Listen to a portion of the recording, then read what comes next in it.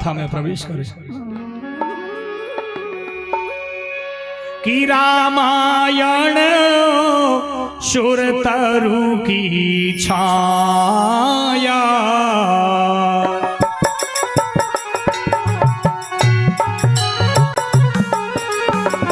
रामायण शूर तरु की छाया, दुख भय दूर निकट जो आया। राम सिया राम सिया राम सिया राम, सिया राम जय राम जय जय राम।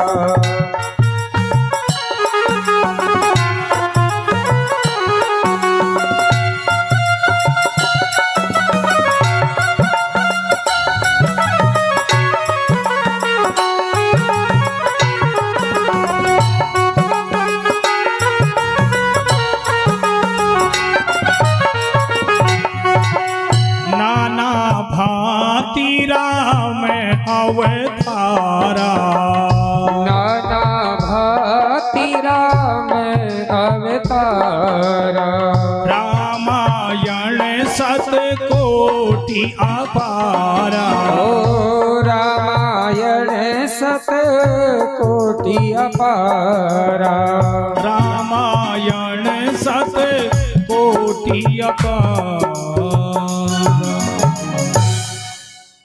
वर्णानाम अर्थ संघानाम रसानाम छंदसामपि मंगलानाम च कर्तारौ वंदे वाणी विनायकौ। आइए रामचरित्र में प्रवेश करें। प्रेमियों, भागवत कथा मोक्षदायिनी कथा है और राम कथा वो है जो मनुष्य को जीना सिखाती है, रहना सिखाती है।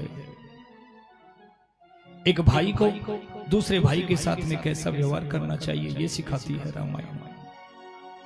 एक पिता का पुत्र के प्रति क्या कर्तव्य है, एक पुत्र का पिता के प्रति क्या कर्तव्य है, ये हमें रामायण सिखाती है, रामचरित्र से ज्ञात होता है। तुलसीदास जी महाराज ने रामचरितमानस की जब रचना करी तो प्रेमियों प्रणाम करने से पूर्व सोचा कि मैं सबसे पहले प्रणाम किसको करूं, गणेश जी को करूं या सरस्वती को करूं, क्योंकि बुद्धि के दाता है गणेश जी और वाणी की अधिष्ठात्री देवी है सरस्वती। यदि गणेश जी की पहले वंदना करूं कि सरस्वती नाराज हो जाए तो व्यक्ति के पास में कितनी भी बुद्धि हो, गणेश जी ने बुद्धि तो खूब दे दी लेकिन सरस्वती की कृपा नहीं है, बोल नहीं सकता, तो बुद्धि कितनी भी हो। और सरस्वती की कृपा तो है, बोलना तो खूब जानता है लेकिन बुद्धि नहीं दी, तो लोग यही कहेंगे पागल महाराज ये तो बकता है, पता नहीं क्या क्या कह देता है।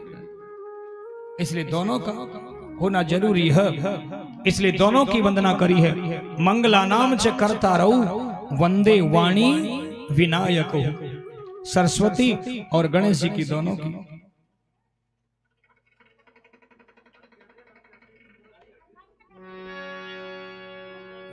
प्रेमियों, सुखदेव जी कहते हैं राजन परीक्षित,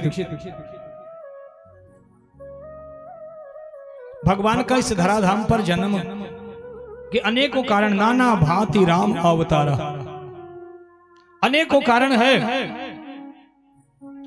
उन अनेकों कारण में मैं कुछ एक कारण आपको बताऊं भगवान की पृथ्वी पर आने के क्या कारण है।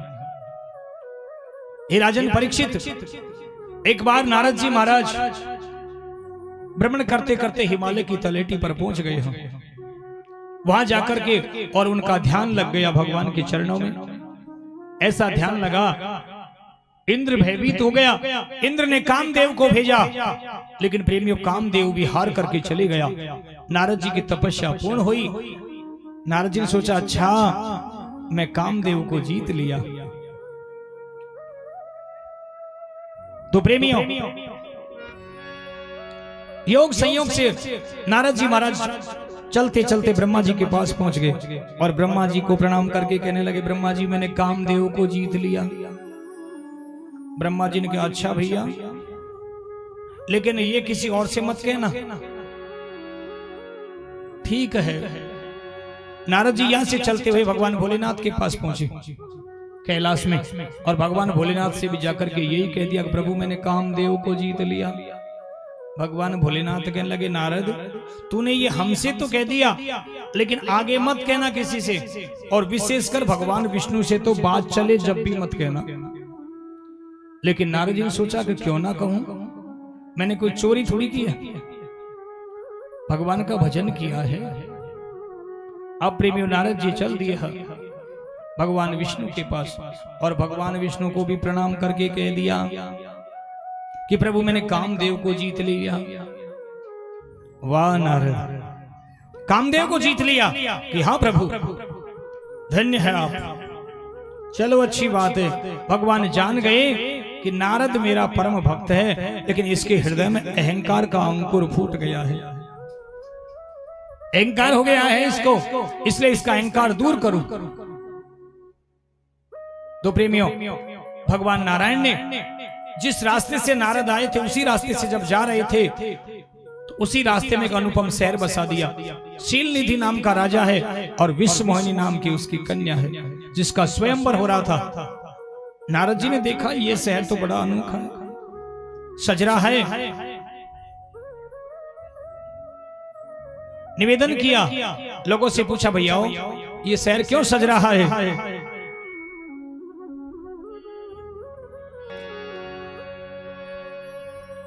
कि महाराज हमारे राजा की बेटी का विवाह है, आप भी आशीर्वाद दो, चलो स्वयंवर होगा।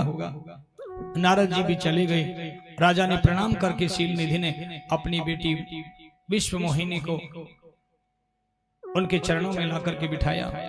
कहा कि महाराज इसकी भाग्य रेखाएं देखिएगा, हस्तरेखाएं क्या कह रही है। नारद जी ने जैसे ही भाग्य रेखाएं देखी तो प्रेमियों भाग्य रेखाएं तो कुछ और बता रही थी, लेकिन नारद जी समझ गए कुछ और। भाग्य रेखाएं बता रही थी ये जिनको ब्याहेगी वो अजर है, अमर है, विश्व विजेता है। और नारद जी ने अर्थ लगा लिया कि जो इससे ब्याह कर लेगा वो अजर हो जाएगा, अमर हो जाएगा। क्यों नहीं मैं इससे ब्याह कर लूं।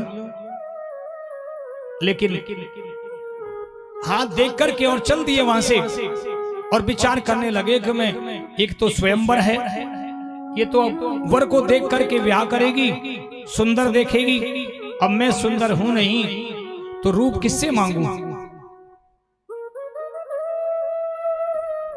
तो प्रेमी विचार किया कि भगवान विष्णु ही सुंदर है, उसी से जाकर के रूप मांगू।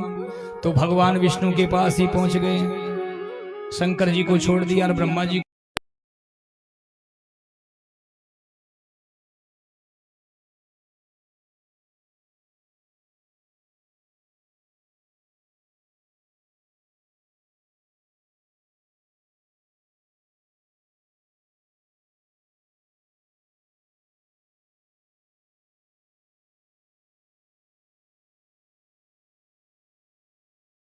आप